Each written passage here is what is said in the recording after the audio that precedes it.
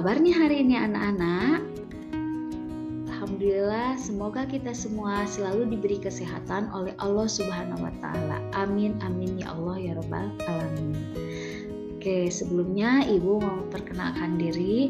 Ibu bernama Fevi Rizkawati. Ibu adalah staf pengajar di MTS Al-Hidayah Cukang Kaum mata pelajaran matematika. Pada video pembelajaran hari ini, Ibu akan membahas tentang transformasi geometri, yaitu materi kelas 9 semester ganjil. Tetapi sebelum pembelajaran dimulai, alangkah baiknya kalau kita berdoa terlebih dahulu, supaya pembelajaran hari ini berjalan dengan lancar. Oke, Ibu pimpin doanya ya. Berdoa dimulai. Bismillahirrahmanirrahim. Rabbi zidni warzuqni fahma.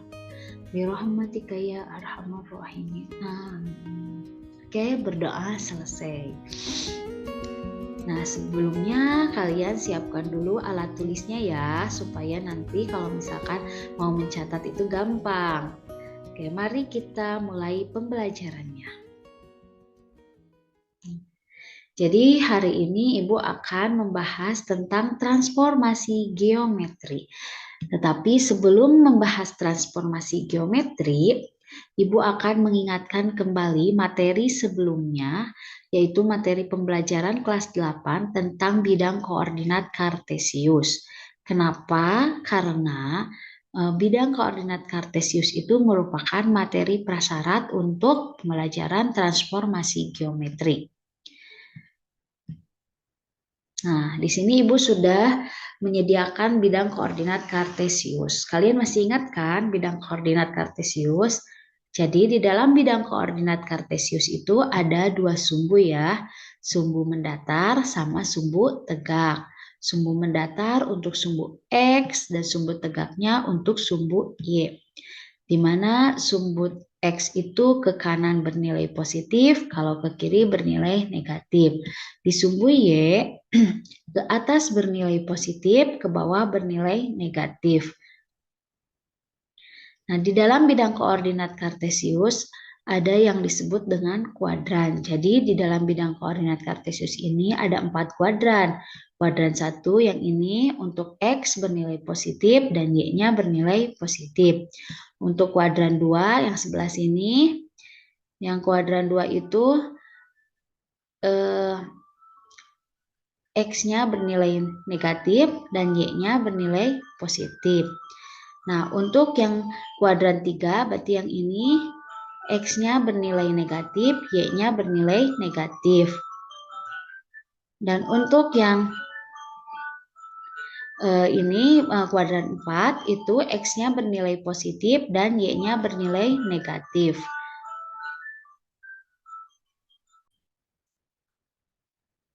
Nah, di sini Ibu sudah di sini sudah disediakan ya, ada 2 titik, titik A sama titik B.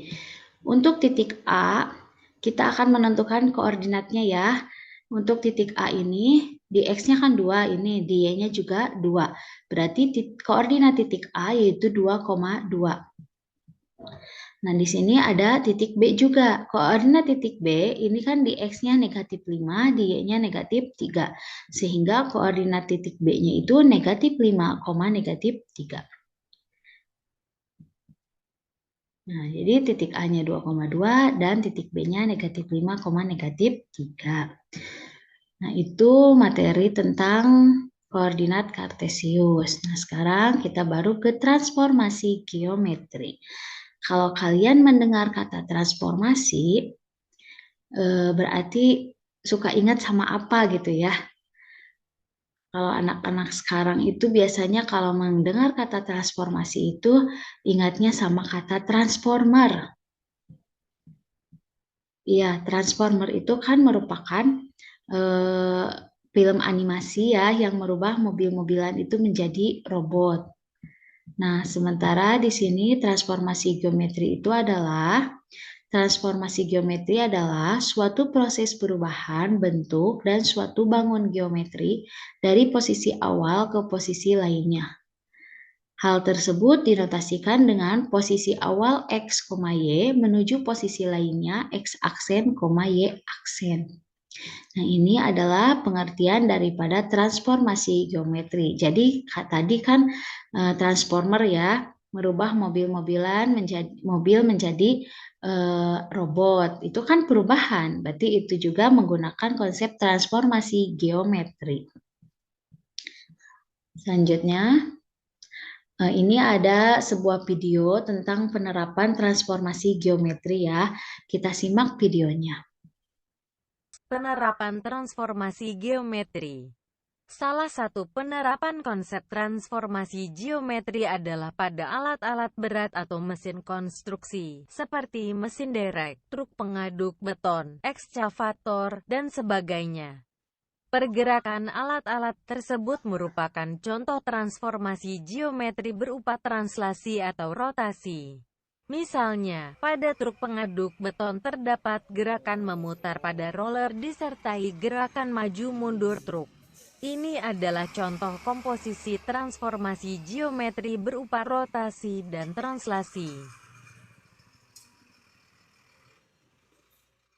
Nah, di video tadi sudah disebutkan bahwa transformasi geometri itu penerapannya ada dalam kehidupan sehari-hari. Contohnya tadi dalam alat-alat berat ya, yaitu alat-alat konstruksi. Seperti mobil roller itu kan mobil pengaduk beton itu ternyata menggunakan konsep transformasi geometri. Pergerakan mobil-mobilan juga sama menggunakan konsep transformasi geometri. Nah,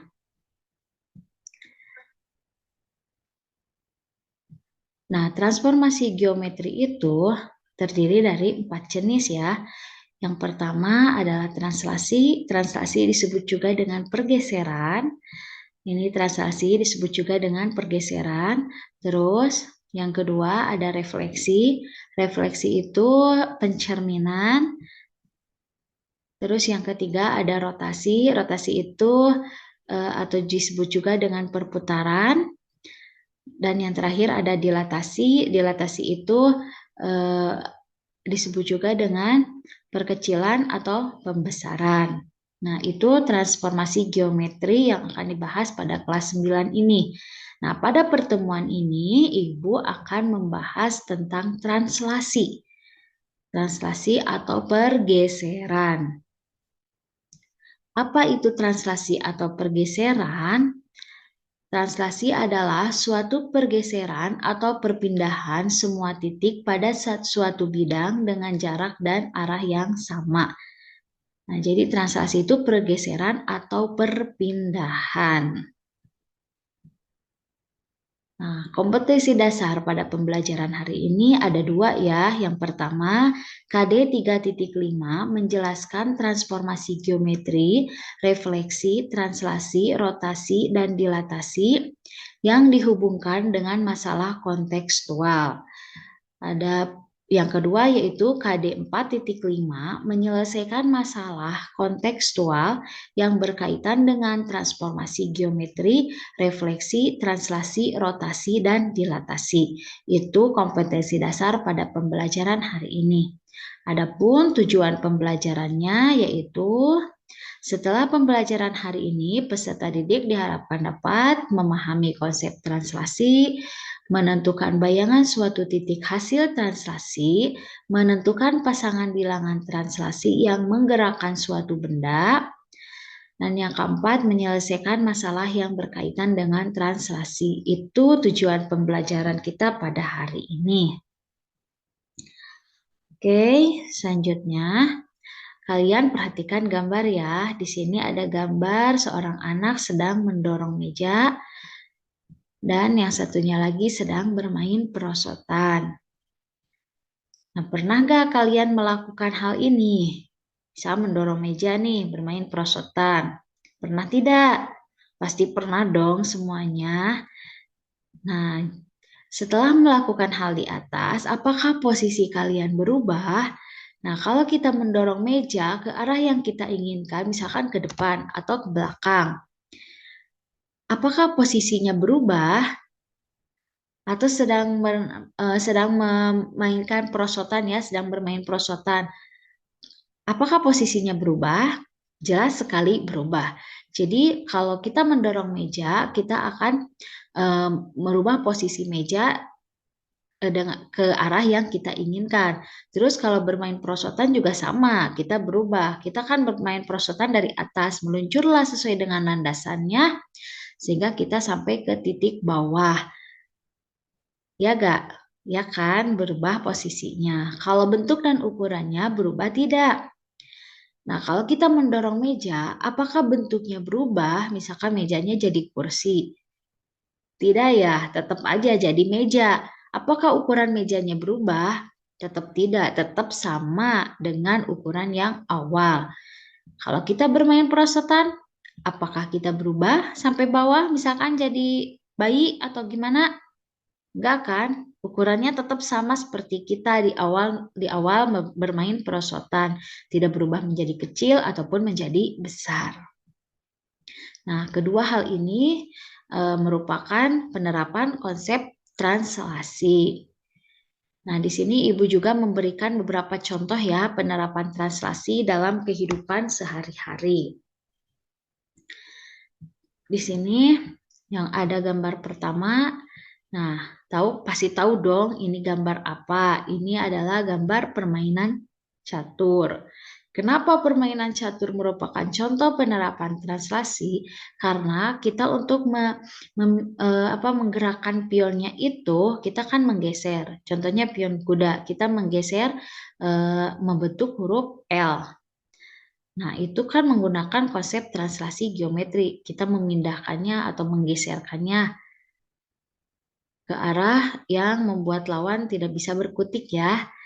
Nah, contoh yang kedua, di sini ada permainan galasin. Permainan galasin juga sama, itu penerapan daripada translasi ya. Kita kan bergeser nih, yang sedang menghadang itu bergeser mengikuti yang mau menerobos, yang mau melewati kita. Kita bergeser sesuai dengan mereka supaya mereka tidak lolos gitu. Itu kan bergeser atau berpindah. Ternyata itu adalah penerapan daripada translasi. Contoh yang ketiga, nah, tahu kan ini? Ini adalah eskalator. Kalau kita ke mall pasti kita naik eskalator dong. Nah, di dalam eskalator ini kan ada eskalator naik sama eskalator turun. Kalau kita naik eskalator turun, berarti kita dari atas posisinya pindah ke bawah. Bergeser ya. Kalau kita menaiki eskalator naik, berarti kita naik dari bawah ke atas. Posisinya akan berubah, tetapi tidak akan merubah bentuk dan ukuran. Itu beberapa contoh penerapan translasi dalam kehidupan sehari-hari.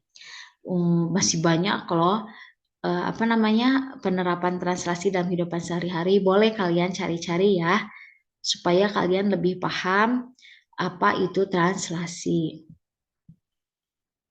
Oke, selanjutnya. Di sini Ibu sudah menyediakan bidang koordinat kartesius dengan titik A-nya yaitu negatif 3,2. Ya, karena di X-nya negatif 3, di Y-nya 2. Berarti titik A ini negatif 3,2. Titik A bergerak 4 satuan ke kanan dan 3 satuan ke bawah. Berarti dari sini, dari titik A ini 4 satuan, 1, 2, 3, 4 ke kanan dan 3 satuan ke bawah. Sehingga titik bayangannya yang ini ya, yaitu 1, negatif 1. Nah, untuk AX, Y ditranslasi terhadap A, B itu, bayangan titik A-nya X aksen, Y aksen. Di sini titik A-nya negatif 3,2, ditranslasi terhadap 4, negatif 3. Kenapa 4, negatif 3? Karena tadi di atas sudah disebutkan bahwa pergerakan titik A itu 4 satuan ke kanan dan 3 satuan ke bawah. Sehingga untuk yang 4-nya positif karena ke kanan, yang 3-nya negatif karena ke bawah. Nah, untuk bayangan titik A-nya 1, negatif 1. Dari mana cara mencari yang ini? Nah, Perhatikan pembahasan berikutnya. Nah, secara sistematis tadi kan transaksi dapat dirumuskan yaitu titik A, X, Y, jika ditranslasi terhadap A, B, maka bayangan titik A-nya X aksen, Y aksen.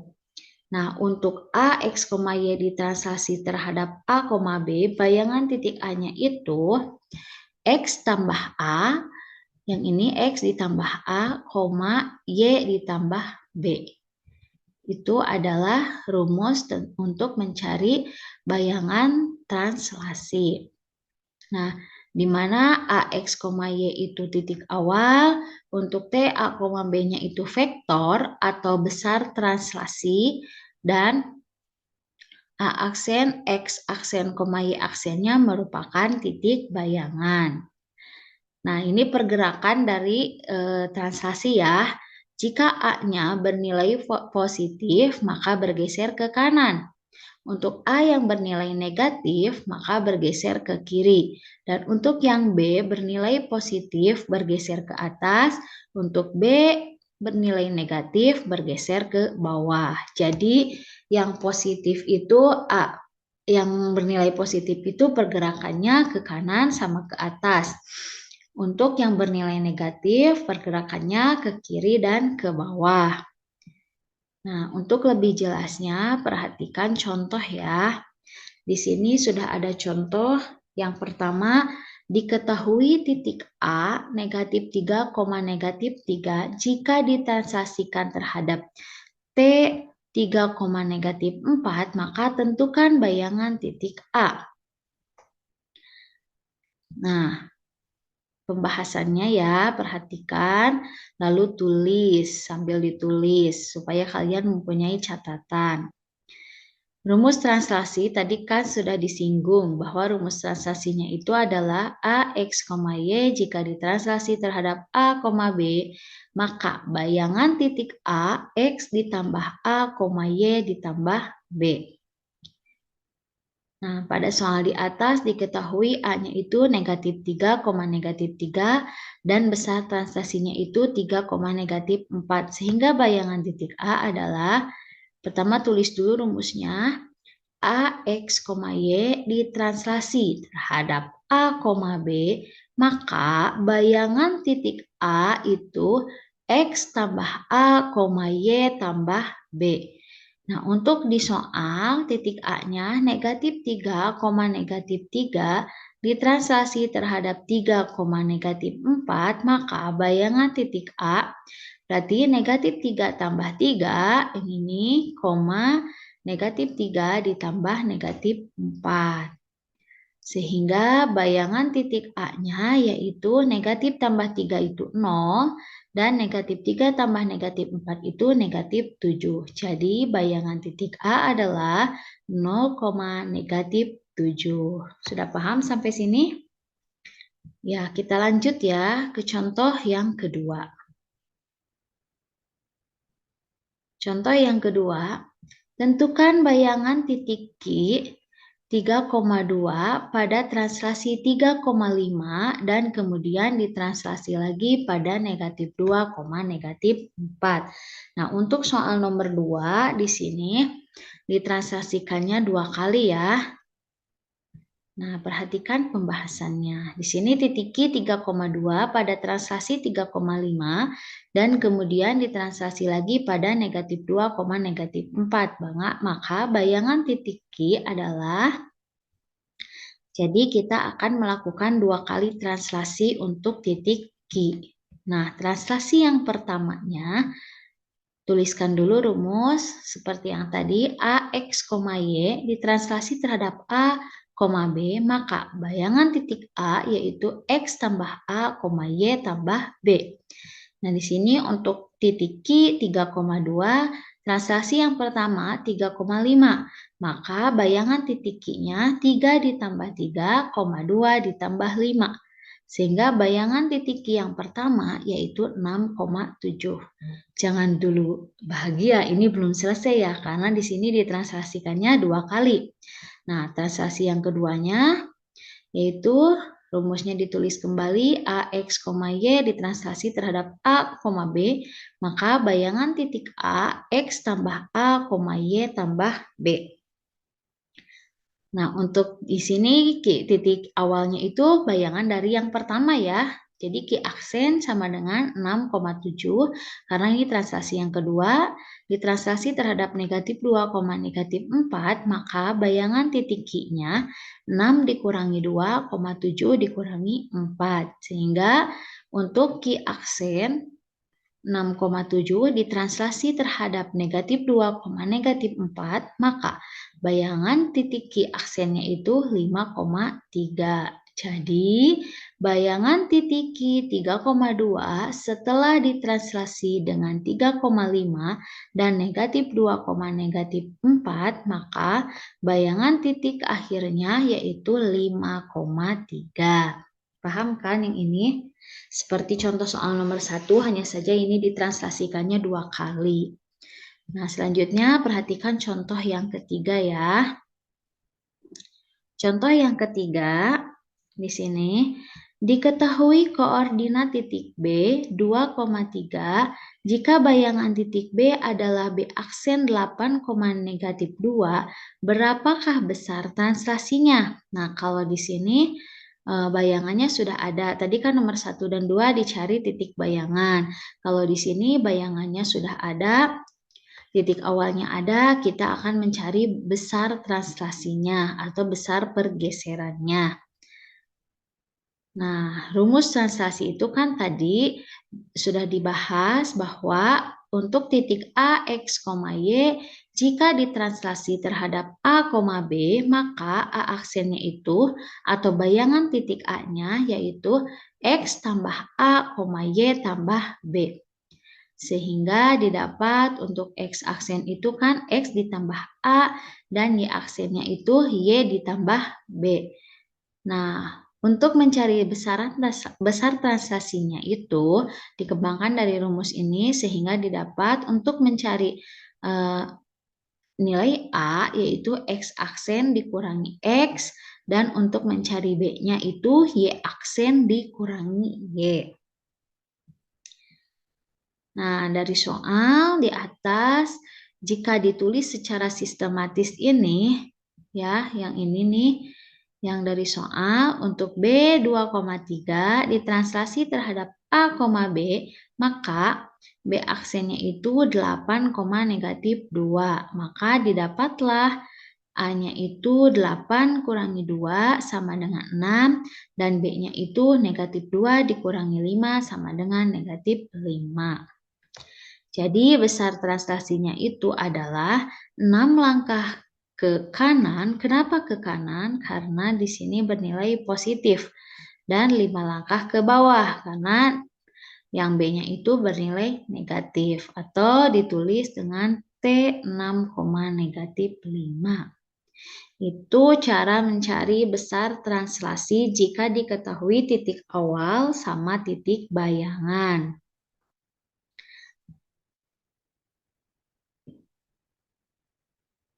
Selanjutnya, perhatikan nih soal ya. Di sini ada soal.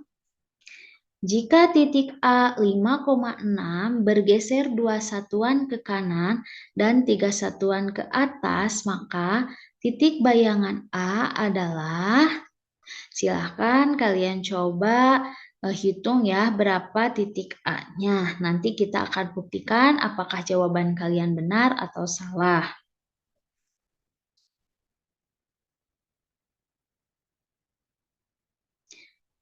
Ya, kita bahas ya bersama-sama.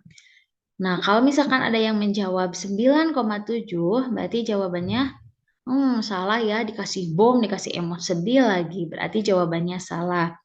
Nah, caranya kan tadi sudah diberitahukan ya bahwa untuk mencari bayangan itu titiknya dijumlahkan dengan besar translasinya. Nah, yang ini titiknya kan 5, bergeser 2 satuan ke kanan, berarti 5 tambah 2. Berapa 5 tambah 2? Ya, 7. Terus yang 6 ini Bergesernya itu 3 satuan ke atas, berarti ditambah ya, karena ini bernilai positif. 6 tambah 3 yaitu 9. Jadi bayangan titik A-nya 7,9. Kita buktikan yuk. Berarti yang ini ya. Benar ya ternyata. Hasilnya itu 7,9. Selanjutnya. Nah, ada soal kedua nih. Perhatikan soal berikut ya. Jika titik A negatif 1,2 mempunyai titik bayangan yaitu A aksen 5, negatif 3, maka tentukan besar pergeserannya.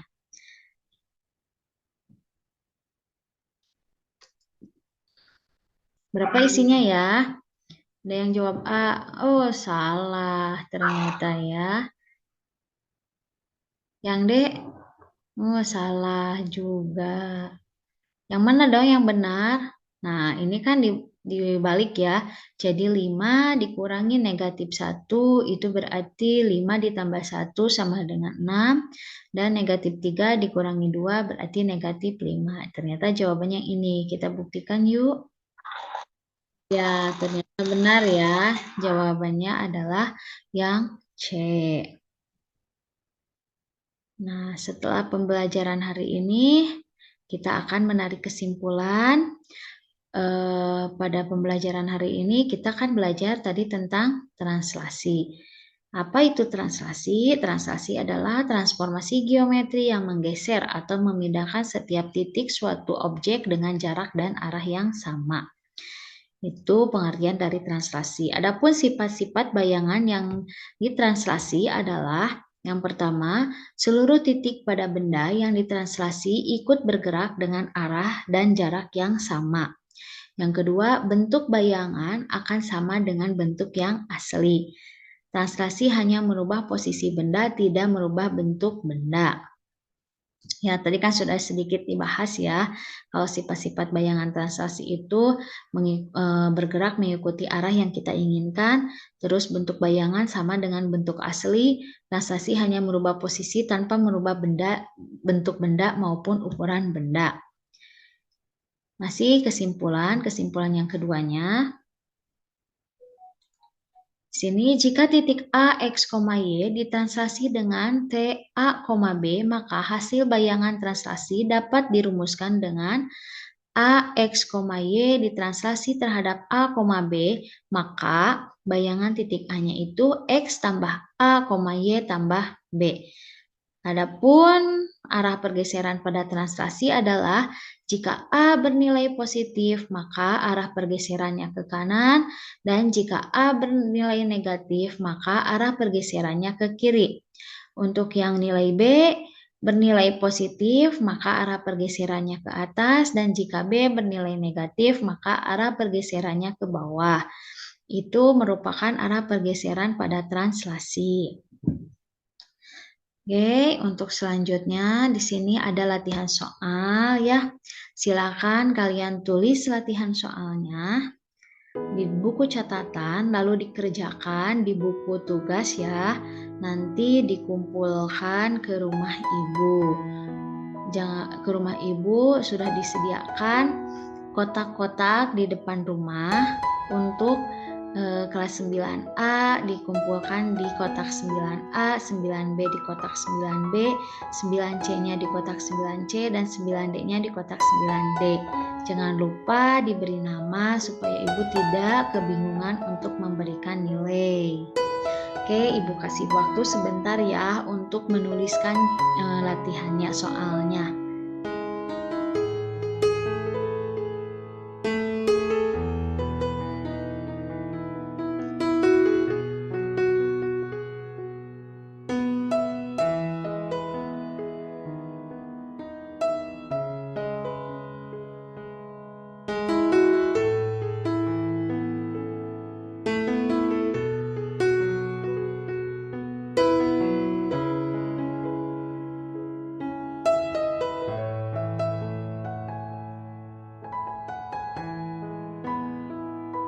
Sudah ya, ditulis semuanya. Kalau sudah, alhamdulillah pembelajaran hari ini telah selesai. Semoga bermanfaat untuk kita semua. Sebelum kegiatan pembelajaran hari ini ditutup, kita berdoa terlebih dahulu ya. Ibu pimpin doanya. Berdoa dimulai. Bismillahirrahmanirrahim.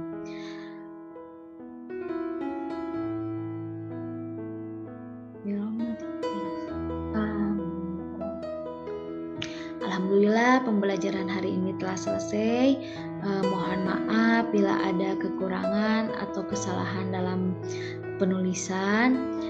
Semoga pembelajaran hari ini bermanfaat ya untuk kita semua.